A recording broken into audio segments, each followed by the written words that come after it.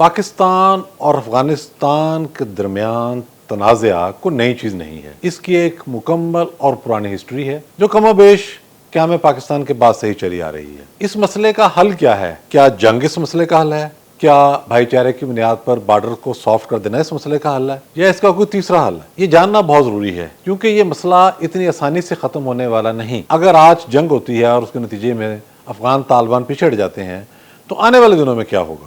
افغانستان میں خواہ کسی کی بھی حکومت ہو، پاکستان کو اس سے کیا فائدہ ہوگا، اس کا سارا دار و مدار خود ہم پر ہے۔ ظاہر شاہ کے دور سے لے کر آج تک افغانستان میں متضاد سوچ رکھنے والی حکومتیں آتی رہی ہیں۔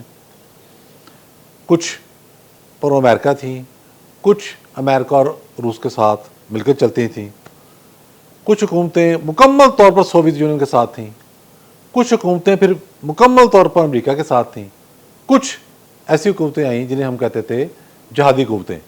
پہلے 90s میں مجاہدین کی حکومت آئی، اس کے بعد دو ادوار گزرے 90s کے اینڈ میں، اور اب طالبان کی حکومتیں آئیں جنہیں کہا جاتا تھا یہ سو کالڈ اسلامی حکومتیں ہیں۔ ان سب سے ہمارے تنازعات رہے، اور اگر کسی سے دوستی رہی بھی ہے تو وہ بڑی کم مدت کے لیے رہی ہے۔ ہم نے دیکھا کہ نور محمد ترقی، حفیظ اللہ امین، ببرک کرمل، نجیب اللہ، یہ سوویت یونین کے اتحادی تھے اور مکمل طور پر اس کے کہنے پر چلتے تھے۔ سوویت یونین ظاہر امریکہ کے ساتھ اس وقت دوسری سپر پاور تھا، وہ چاہتا تھا گرم پانیوں تک پہنچے۔ افغانستان کے اندر جب انہوں نے انٹری ڈالی تو وہ صرف جنگ وہاں تک محدود نہیں رہنی تھی، وہ جنگ پھر آگے بڑھ کے پاکستان تک آنی تھی، پھر بلوچستان کے راز سے آگے تک جانی تھی، اور گرم پانیوں تک انہوں نے جانا تھا۔ یہ سارا معاملہ بڑا واضح تھا، یہ میپ تھا، یہ کوئی ہوائی باتیں نہیں ہیں۔ امریکہ اس جنگ کو روکنے کے لیے میدان میں آیا، مغرب اس کے ساتھ آئے، عرب والوں کے ساتھ آئے، پھر ایک لمبی لڑائی ہوئی۔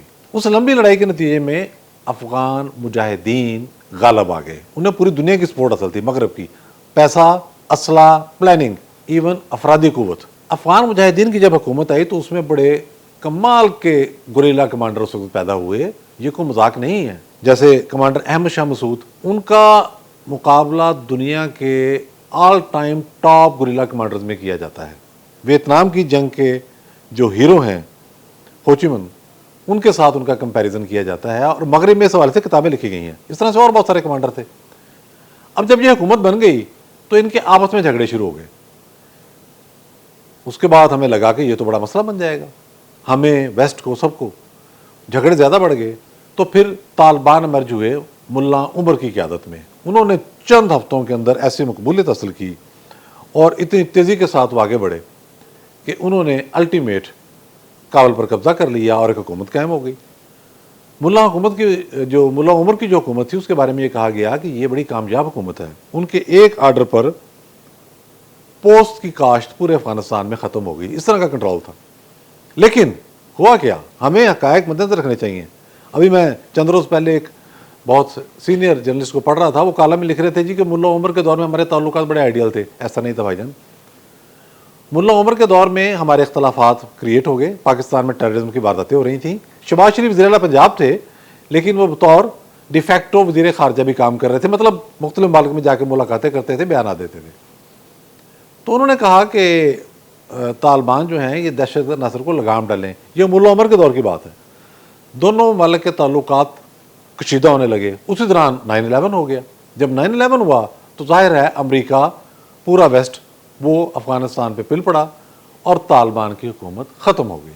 اس کے بعد پرو امریکن رجیم پھر دوبارہ آ گئی، حامد کردئی آ گئے، اس کے بعد اشرف غنی آ گئے۔ ظاہر ہے یہ دونوں امریکنز تھے، لیکن آپ ریکال کر کے دیکھیں یہ زیادہ پرانی بات نہیں ہے۔ ہمارے ان دونوں حکمرانوں کے ساتھ بھی تعلقات اچھے نہیں تھے، یہ بالکل کلیئر بات ہے، اور اختلافات بھی تھے، اور بیانات جاری ہونا شروع ہو گئے دونوں ممالک کے حکمرانوں کی جانب سے۔ اس حد تک اس کی نوعیت جو ہے بدلی۔ پھر موجودہ طالبان حکومت جو 2021 میں امرج ہوئی، یہ آئے ملا ہبت اللہ کی سربراہی میں۔ انہیں ہیبت اللہ لوگ پڑھ دیتے ہیں، اصل نام ملا ہبت اللہ ہے۔ انہوں نے پورے افغانستان پہ قبضہ کر لیا اور کنٹرول سنبھالنے کے بعد اپنی حکومت قائم کر لی۔ تو ہمارے جو حکمران ہیں انہوں نے جذباتی انداز میں بیان دیے کہ جی بڑا اچھا ہو گیا، یہ تو ہمارے ہم خیال لوگ آ گئے ہیں، اب بڑا امن ہو جائے گا۔ وہ جو ایک پرانا ہم ख्वाब हमने देखा हुआ है और बिला वजह देखा हुआ है कि अफगानिस्तान पाकिस्तान का 5वां सूबा होगा, शायद वो माहौल बनेगा, वो माहौल नहीं बना। उसके बाद हमने देखा कि हमारे इनसे भी इख्तलाफात शुरू हो गए, फिर इतने शदीद हुए कि हमारे वज़ीर दिफा जो इनके आने पर कहते थे ताकतें तुम्हारी हैं और खुदा हमारा है, यानी कि अमेरिका को उन्होंने मार भगाया है, अब वो कह रहे हैं कि हम अफ़गान तालिबान को गारों के दौर में, पत्थरों के दौर में वापस धकेल देंगे। ये लड़ाई से तक बढ़ी, फिर जंग हो गई दोनों मुल्कों की।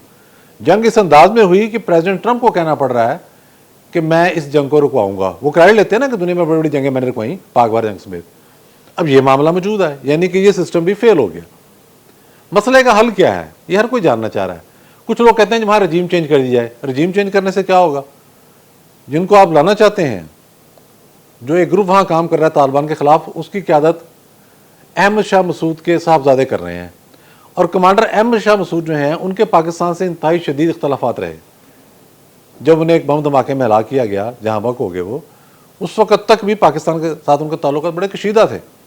अगर ये नई ग्रुपबंदी होती है और नई हुकूमत आ जाती है तो इस बात की क्या गारंटी है कि पाकिस्तान से ताल्लुकात नॉर्मल होंगे? इसकी कोई गारंटी नहीं है। मसले का हल सिर्फ एक है। मसले का हल ये है कि अफ़गानिस्तान को एक अलग मुल्क के तौर पर ट्रीट किया जाए। जिस तरह हमारा भारत के साथ बॉर्डर है, जिस तरह हमारा चीन के साथ बॉर्डर है, उसी तरह से आने जाने का सिलसिला हो। पासपोर्ट, वीज़ा सिस्टम पूरे का पूरा, पूरी स्कैनिंग, पूरी सख्ती, स्मगलिंग मुकम्मल तौर पर बंद की जाए। जब कार्टर्स के माली मफादात किसी चीज़ में शामिल हो जाएं तो वो फिर दहशतगर्दी और वसाइल की फराहमी का चौली दामन के साथ हो जाता है। ये बहुत ज़रूरी है कि हर तरह की गैर कानूनी तिजारत बंद कर दी जाए, ह्यूमन स्मगलिंग भी बंद कर दी जाए, बॉर्डर्स को बाकायदा इंटरनेशनल बॉर्डर्स बनाया जाए और पूरी सिक्योरिटी हो, वहाँ सख्ती हो, कोई आर पार ना आ सके ना जा सके बगैर किसी डॉक्यूमेंट के। अगर अफगानिस्तान को हमने एक सेपरेट मुल्क के तौर पर उसकी हदबंदी कर दी और इसके नफाज में कामयाब हो गए तो इस मसले का हल भी निकल आएगा। बहुत शुक्रिया।